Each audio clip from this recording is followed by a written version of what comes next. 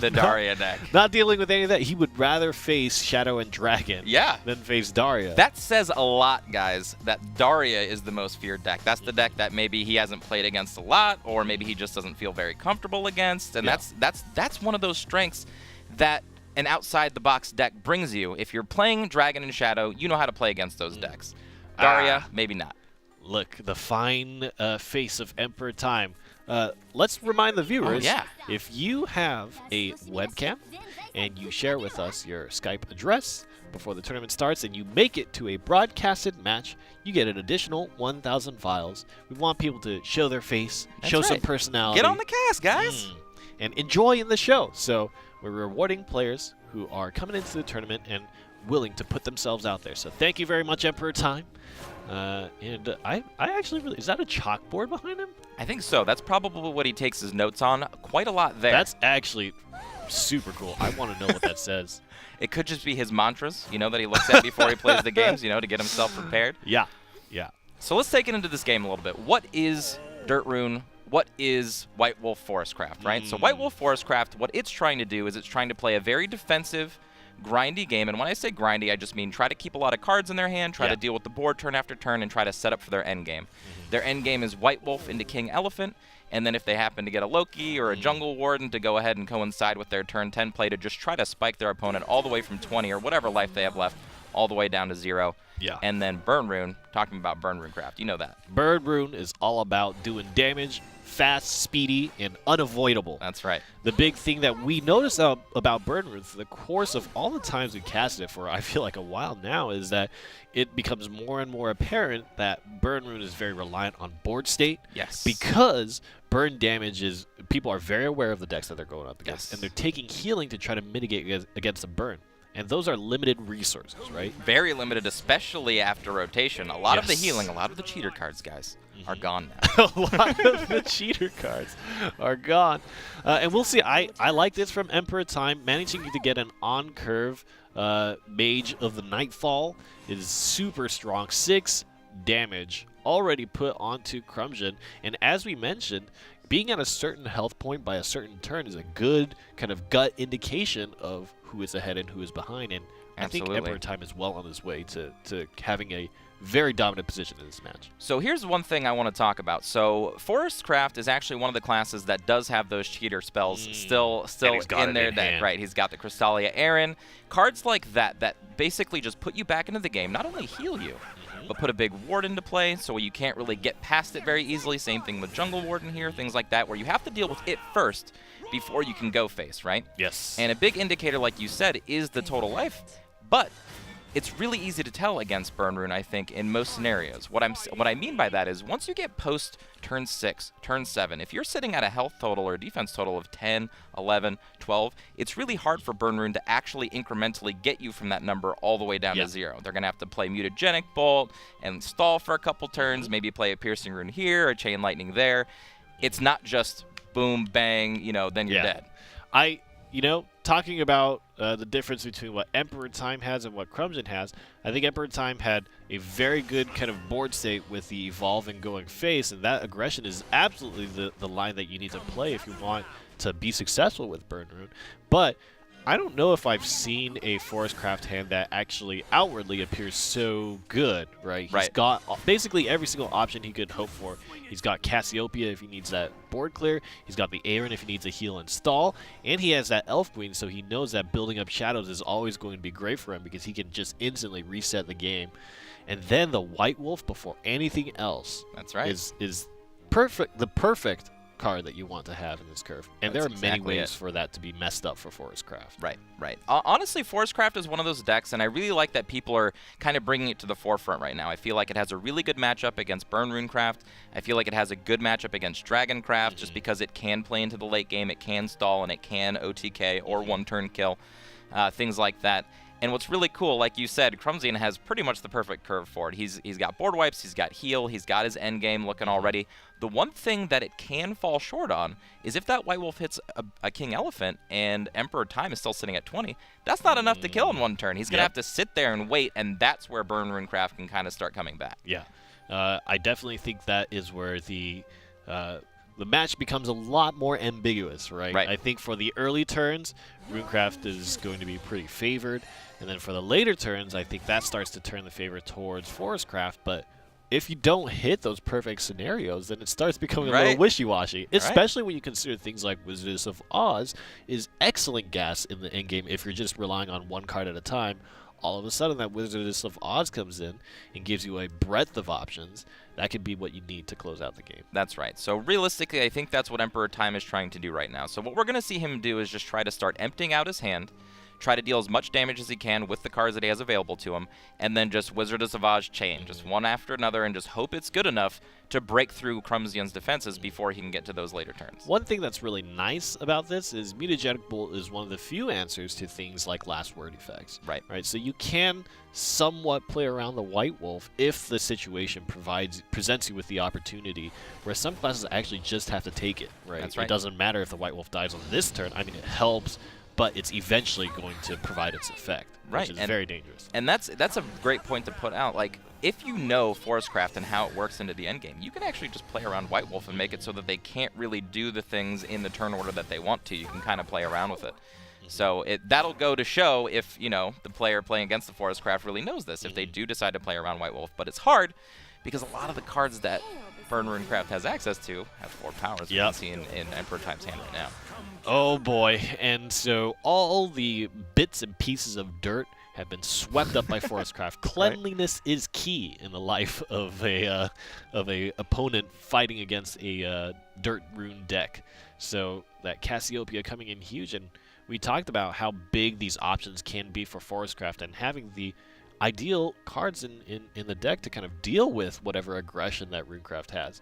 It's a big deal because now, I mean, that Master Mage Levi becomes a lot less intimidating, and that's really the pinnacle, really. Right. Once you hit that Master Mage Levi, that's kind of like your magnum opus, right? That's right. That's that's when you can really tell if Runecraft has done its job or not. If Master Mage Levi hits the table and then it just feels like you're just going to start snowballing afterwards, you've done everything right. If it's sitting in your hand waiting for a sigil, or it can just deal 3 damage to face while you use up 6 play points, it's good. It still does that unmitigatable damage that you need to do. It's just not doing it very fast. How clean would this turn have been?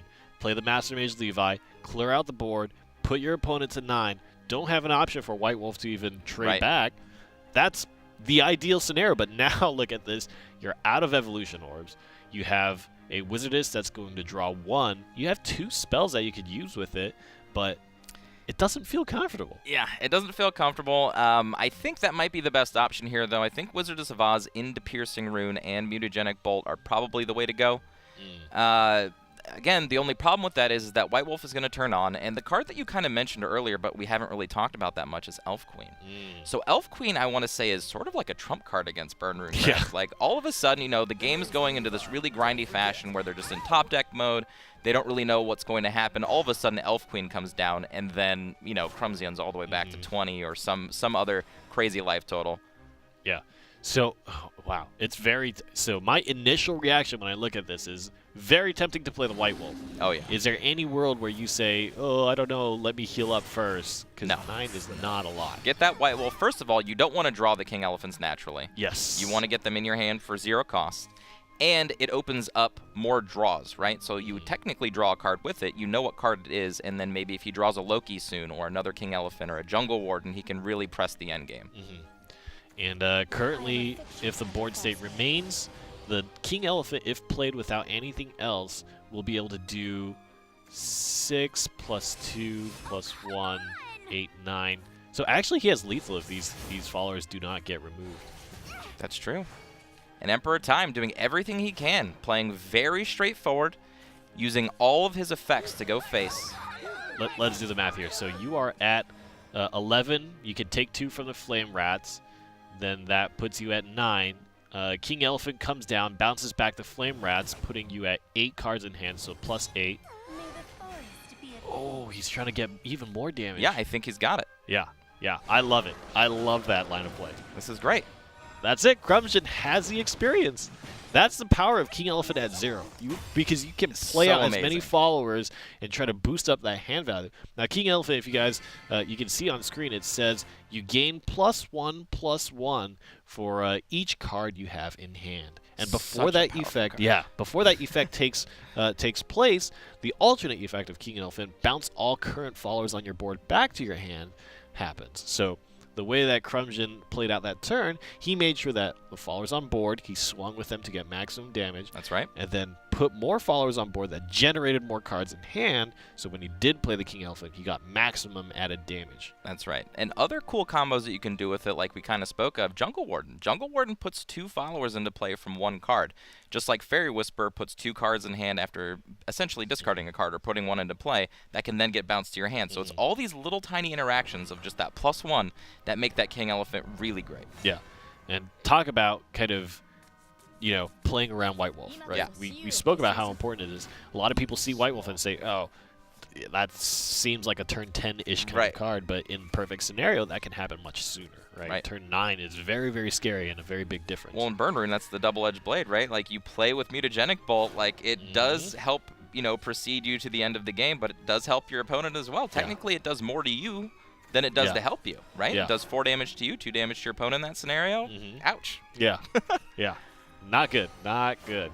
But EmperorTime says, done with Runecraft for now. I'm going to try my hand at Dragoncraft first and see if I can then go back to Runecraft. That's right. And play the game through. And Dragon's interesting now. So just like last season, there are 2 ways to play Dragoncraft. Dragoncraft, for those of you who don't know how the deck kind of plays out, it's a really grindy deck, and we've used the word grindy already. What we really mean is it tries to keep a lot of cards in its hand. It tries to have options to deal with any board that your opponent can present. And this really awesome endgame that can just close out the game once you have established your presence, right? The new Ayala being played. Now, for those of you who have seen Shadowverse for the entire history of how it's been up until this point, Ayala used to be a card that says 2/2 last word effects. When this follower is destroyed, you gain a play point orb. Well, that's changed now. It's now a 2/2 follower that you have to evolve to gain the ramp effect, which is an interesting difference, right? It's the biggest difference that's been introduced to Dragoncraft so far. Before, you could just play on curve, you could play your Ayala, you could save all of your evolution orbs to be good later, to be defensive, or to kind of deal with any board that you want to. Now you have to expend those resources. So that means your endgame has to change. It means that it's kind of up in the air sometimes now. It's not always as secure as you'd want it to be. And we see Canyon of the Dragons being played. Now, this is a amulet that people have started adopting alternatively to Polyphonic Roar. What do you identify as the key points of this card? It costs 7, which makes it awesome. It sticks around for 3 turns. Even if you play it late game, it still affords you the same opportunity that Polyphonic Roar does in the fact that if you're playing this Dragoncraft mirror, you kind of have to Bahamut it, otherwise it's just going to keep generating value, and how do you really deal with that over time? It gives you so many options when you're playing in the mirror. It's a fantastic card, and against other decks, not even Dragoncraft decks, how do you deal with a 5/5 every single turn for 3 turns while Dragoncraft is doing whatever else they want to do? Yep. Certainly going to be one of the bigger cards to watch out for in this tournament is how that Canyon of the Dragons affects the pace of the match. But already we see how different this game looks, right, for Crumsion. He's rampant, and he's doing a pretty good job of doing so, but he's left with only 1 evolution orb remaining. Right. That's exactly what we were talking about. 1 had to be used on the Ayala just to keep pace with EmperorTime, and he is still behind on the ramp. EmperorTime is going to spend his first evolution orb and going to move over the Ayala. And I think now we're heading into a situation where EmperorTime can potentially drop anything from a Bahamut to a Dreadsea combo, and Crumsion is going to have to be thinking real hard about how he wants to play around that. That's right. I think Crumsion actually just has to play the Draconic Fervor here just to catch up. He can play the Ouroboros, and it can wipe the board, but then he's still only going to be at 9 play points next turn, which still opens EmperorTime up to whatever he wants to do. Very hard for Crumsion to deal with anything. And EmperorTime is in such a good position here. He's ahead with the Canyon. He also has the Ouroboros, just like Crumsion does, but he has it first, essentially, in a proactive manner. It's super dangerous because, I mean, if you cannot wipe anything off this board, you could very realistically just lose a turn after. Despite being at 20. Yeah, 20. I know. It's crazy. Like, you think it's, you're at 20, you're safe, whatever. Dragoncraft is one of those classes that will just take you down. Like, one big smack from a Bahamut, 13, one big smack from Evolved Zeus, or whatever else in the deck, 7, Ouroboros, huge follower that's very hard to deal with. Now, what do you think is the ideal situation here? Would you actually just plop down Bahamut as EmperorTime? EmperorTime, no. You don't need to. You don't actually have to extend your Bahamut into this because you're already ahead, and Crumsion did not put himself in this situation to be at 10 next turn. So now it's just, how do I get the most value? I want to force all the value out of my hand that I possibly can before Crumsion can actually produce good answers to it. And look at this. Without playing the Draconic Fervor that Crumsion had access to now, this is ridiculous. Now he doesn't have access to a Bahamut or even the play points to play something. Doesn't even have one in his hand yet. I think EmperorTime is playing this game very well. Yeah. And certainly showing that he felt like, if I want to earn a win here, I'm going to take my best opportunities. I'm going to go into the mirror, and he played the mirror very well. Right. He's still going to have to revisit his Runecraft deck, though. That's right. And we'll see how that does. A lot of these Dragoncraft decks, we were talking about the difference between having it lean very heavily on the combo end of it, or having it lean more heavily onto the control aspects and kind of delaying the game side of it. And what we've been seeing today is that the combo is out. And the grindy, just control the board state, play a lot of cards that heal, like Israfil and Sybil and things like that. They put a lot of pressure on actually trying to kill them through the Runecraft deck. However, Dragon, because of the resources that you have to expend early to get to the ramp fast, if you're on curve and you don't miss a drop, you can just beat Dragoncraft very straightforward. Like, you just play your threats, you attack face, you evo when you can, and you just get them dead before they can do anything. Yeah. I like this, chipping out with the Zeus and the Canyon of Dragons, leaving a 5/5 body after the Sahak will play. So good. Is a lot of value. I mean, normally if you were to do the Sahak Wheel Zeus play, you do gain a bit of tempo from the Sahak Wheel, but it's not very threatening. A 4/4 is not huge. Yeah. A 4/4 plus and a 5/5. Yeah. You start feeling like, okay, I have to actually expend resources to make sure this board is clear. Because again, Crumsion is constantly having to play around the idea that EmperorTime is holding any amount of options that Dragoncraft has to just close the game out. That's right. And now with Queen of the Dreadsea and Ozzy Dahaka being a card we haven't seen played yet, but it's a 6/8 Storm Follower that gets reduced costs if other things are evolved, which kind of does play with the new Ayala, so you can actually play a 10-drop, quote-unquote, a little earlier if you do expend your resources on the Evo points early. Double early, because you ramp and then it reduces the cost. Exactly. So it's really cool, but with the Queen of the Dreadsea, you can deal 11, 13 damage, depending on what you have in your hand at any given time. Even if you're not playing the combo version of it, you just use it as a resource, as opposed to your main win condition. Nice. And a very good scenario there, had the Blazing Breath in hand, so was able to get out of that scenario. But that's the last evolution orb, and we continued harping on this idea of these resources are here to be spent and they're gone after you use them. Well, that Isle of Ramp has really kind of hurt Crumsion in that sense, because now you basically have to have cards that give you immediate tempo turn after turn after turn. This is kind of what I was talking about with the Canyon trying to force out the Bahamut. I really feel like Crumsion should have used the Bahamut a lot earlier. The reason I say that is because look at the value that the Canyon has represented over the last couple turns.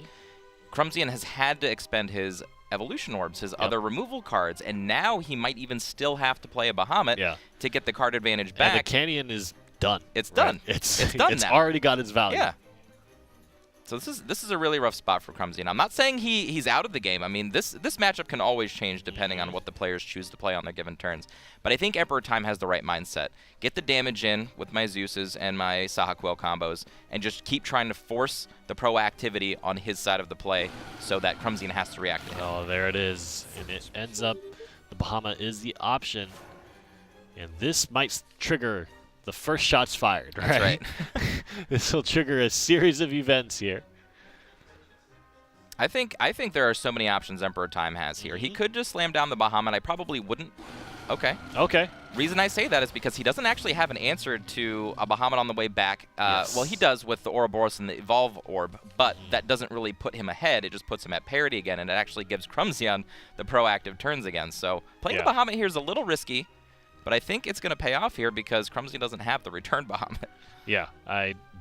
Is there a world where you throw away your Zeus?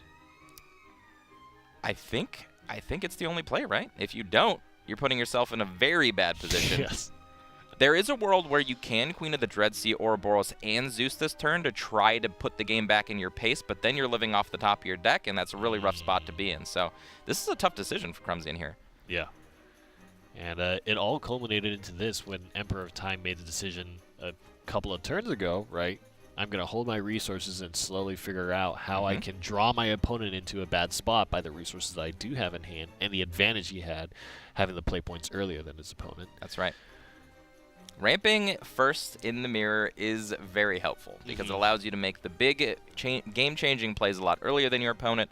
Makes it a lot harder to come back, especially when these can't even with dragons, man. For EmperorTime on the play, being at 7 play points faster, just so much value.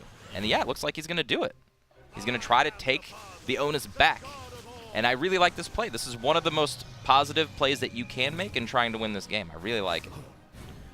Doing a bunch of damage and put out a lot of cards. Threw away all the rest of his options, so he's living off a top deck now. Ooh, I like it. And the face play. Yep.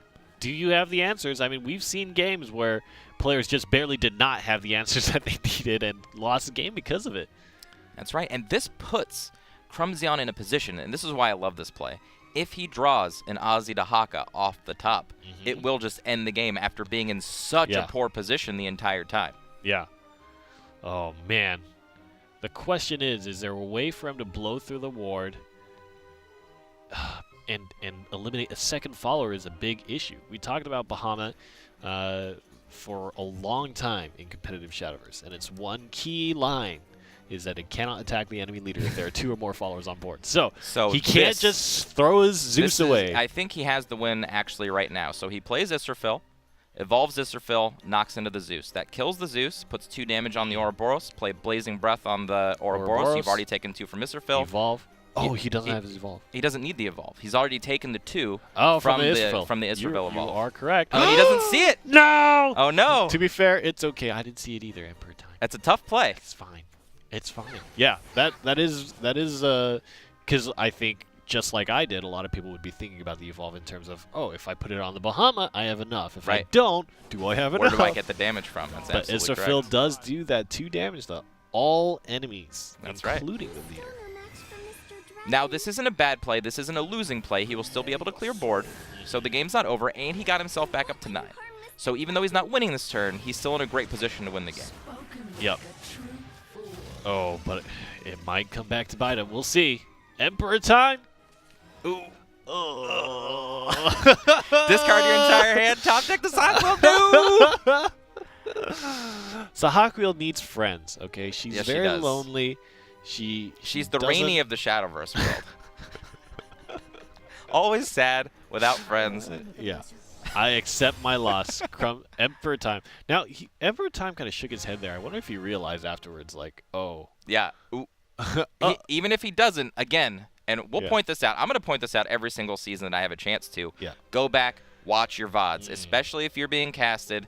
Get to see. Apologies in advance for missing the lethal for you too, EmperorTime. Sorry for that. Yeah, but it's okay. Go back, do your research, and this is what it's going to take this year: consistency. That is the word of the year. You have to play better. You have to play more consistent, and you have to do well in more events to get further this year. So, go and watch your replays and your VODs and get better. Yeah, I love that Flare, by the way. He's a grand master of rotation. Heck yeah, man. Yeah. This guy is spinning around. All right, here we go. Opening mulligans. And like we said, Dragoncraft has all of the tools to beat Burn Runecraft because of the heal cards. If it gets the Sybil online, if it gets the Israfil online, it gets really hard the longer the game goes for Burn Runecraft to actually take over the game. Now, on the draw, ramping, going second and having the Isla is okay. That he just drew into a curve there. Yeah. That was pretty good. And EmperorTime is going to have to get really lucky with this telescope here. Yep. Oh, yeah. Okay, so I'm just going to say this one more time, guys. Runecraft, 90 people brought it today. The second most played deck under Shadow, which only had 94. Runecraft's sitting at about 50% win rate on the day. I wonder why. Yeah. Maybe it's hands like this. On the curve, Mage of Nightfall. We'll see what happens. I don't know. That was pretty good, though. Got himself somewhat of a curve, some way to deal damage, and these Piercing Runes are going to be really great against the boards that Crumsion is going to be producing against him right now. Yeah, and the key here to watch out for is the Evolve Violet into the Evolve Sybil enough to buy Crumsion out of whatever pressure EmperorTime throws on? And I think my gut feeling is probably yes. Yes, it will be. Yeah. The reason I believe you now is actually that specific play that EmperorTime just made. He did not wait for the Evolution Orb to go on to the Mage of Nightfall. He doesn't really have anything else that can deal damage with the Evolution Orb in his hand right now. This was his one chance. He didn't, and I don't believe he's going to need that Evolution Orb next turn to actually deal with a follower. So I think he wasted 2 damage there, and he made his follower a little bit easier to deal with. Yes. Think about next turn when Sybil is live and it has 6 power, or 6 attack rather. Sybil, if it was played and evolved, would die. Going right into that Mage of Nightfall. Plus, it would have dealt more damage. It means no life gain from the Sybil and 2 extra damage dealt. With the way he played with that Mage of Nightfall, all of those things are now just So gone. essentially, you could say he lost out 4 damage. Maybe even 4. Oh, well, 5, actually. The 3 from the heal and the 2 from the attack. So it's 5 Oh, total. that's right. Yeah. It's a 3 heal. Yeah. Yeah, and Sybil stat change is very, very important. It's huge. Yeah. Once upon a time, it was a 4/5. That's right. And then it got adjusted. Yeah, adjusted. That's right. We'll see. Goes with the Ala.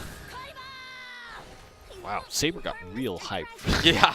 Yeah, she was into that one. You know, this is the one thing as far as the Shadowverse aesthetic that still messes me up when I go on the ladder. Every single time I see this leader, I think Swordcraft. Every single time. I'm just like, that's You're a right. sword. You're right. I'm like, wait, where did Oracle? She Dragon screams Oracle. a sword's yeah, name. Yeah.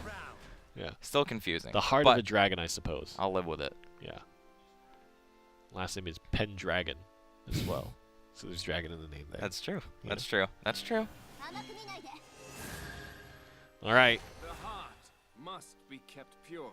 There we go. Just making a value play here. This is the way to use Evolution Orbs if you want to play the long game, right? Does Burn Rune really want to play the long game? We're going to see if it can.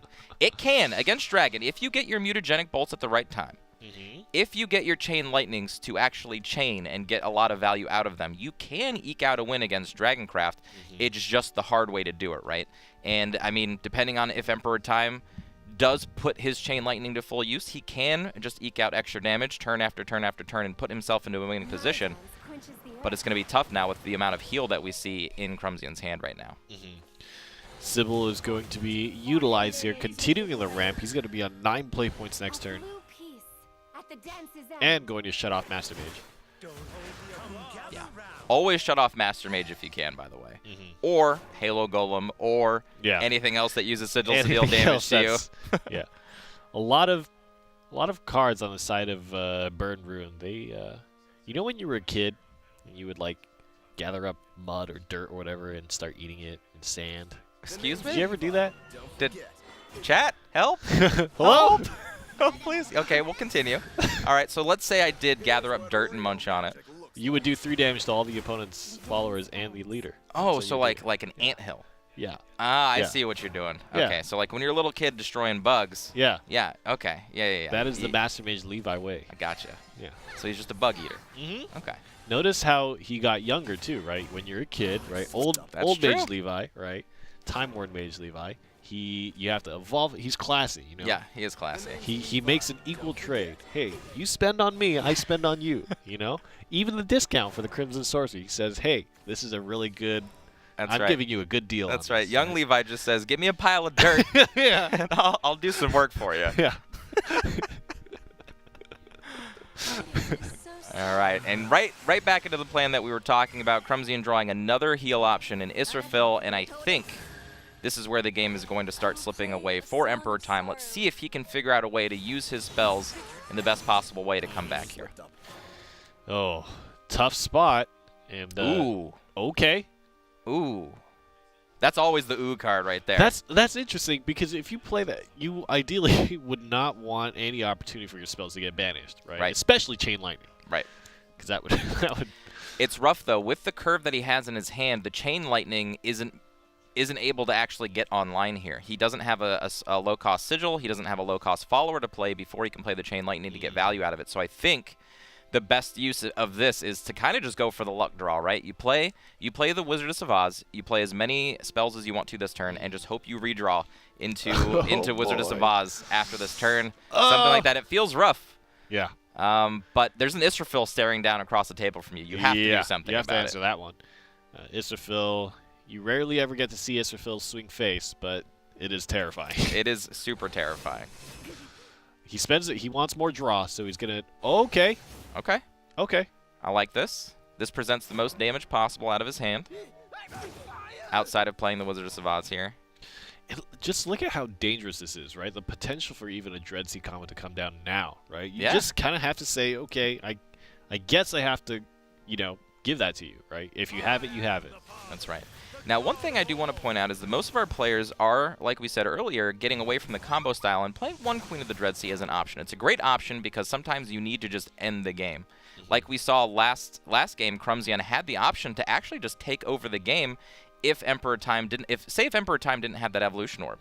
I think that play would have actually taken over the game and put him in a really good position to win. Of course, EmperorTime had, every option he needed to last game, so it didn't really matter that much. But yeah, Queen he of was the in a Dreadsea good is spot. awesome. Okay, here it comes. We'll see.